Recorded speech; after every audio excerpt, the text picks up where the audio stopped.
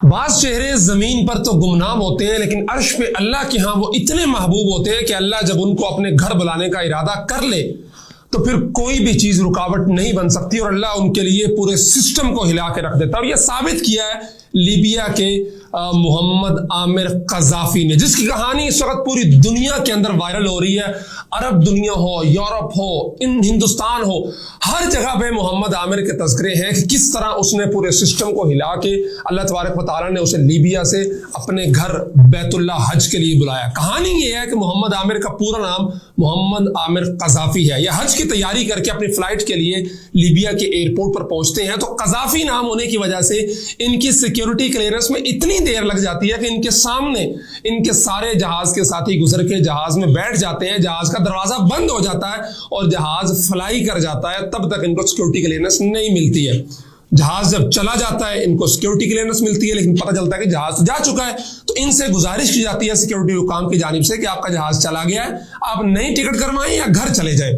محمد عامر کہتا ہے کہ جی میں تو حج کرنے کے لیے آیا ہوں اور اللہ سے منوا کے آیا ہوں اور میں نے حج کے لیے بیت اللہ شریف ہی جانا ہے، میں نے واپس گھر نہیں جانا.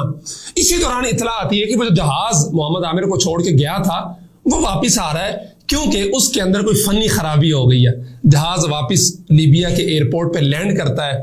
کہا جاتا ہے کہ جی ایک مسافر رہ گیا تھا، اس کی سیکیورٹی کلیئرنس ہو گئی ہے، اس کو آپ بٹھا لیں. پائلٹ کہتے ہیں کہ جی ہمارا اصول اور قانون اور ضابطہ یہ ہے، جہاز کا انجن سٹارٹ ہو چکا ہے اور جہاز ایک دفعہ فلائی کر چکا ہے، جہاز کے دروازے تو نہیں کھلیں گے.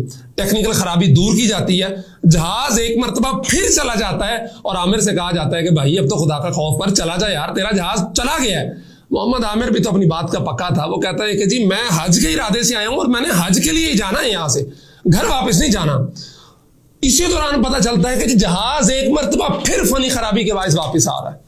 جہاز واپس آتا ہے، فنی خرابی دور کی جاتی ہے اور کوئی 3 دفعہ یہ عمل ہوتا ہے اور تیسری دفعہ وہ پائلٹ کہتے ہیں کہ جی اب تو یہ جہاز تب تک نہیں اڑے گا جب تک عامر قذافی کو اس جہاز کے اندر سوار نہیں کروایا جائے. کون کہتا ہے کہ جی کرامات اس دور میں نہیں ہوتی؟ وہ جیلم والا ایک پلمبر اپنی اکیڈمی میں بیٹھ کے کہتا ہے کہ موبائلوں کا دور ہے، اب کرامات ہوتی تو اب بھی نظر آتی، پرانے بابیا نے ہمیں کہانیاں بنائی ہوئی نے.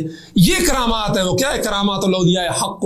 محمد عامر جو بظاہر دیکھنے میں عام دنیا دار آدمی لگتا ہے لیکن اللہ نے اس کے جذبے، اس کے شوق، اس کی طلب کی وجہ سے پورے سسٹم کو ہلا کے رکھ دیا. اور اللہ کی جب مدد شامل حال ہو، آپ کی نیت میں خلوص ہو، آپ سچائی کے لمبردار ہوں تو پھر اللہ تعالیٰ ایسے آپ کی مدد کرتا ہے اور دنیا کو بتاتا ہے کہ یہ صورتحال ہے. میں ابھی ایک عرب عالم کی ویڈیو دیکھ رہا تھا عرب نیوز کے حوالے سے، اس میں انہوں نے کہا اس پوری کہانی کو بیان کرنے کے بعد کہ محمد عامر اللہ کا برگزیدہ بندہ ہے. حرم میں جس شخص کو یہ بندہ ملے وہ اس سے اپنے لیے بھی دعا کروائے اور میرے لیے بھی دعا کروائے. ناظرین، یہ ہے وہ کہانی جو پچھلے چند دنوں سے سوشل میڈیا میں وائرل ہے اور بتا رہی ہے کہ آج بھی اگر ہو ابراہیم کا ایمان پیدا تو آگ کر سکتی ہے انداز گلستان پیدا.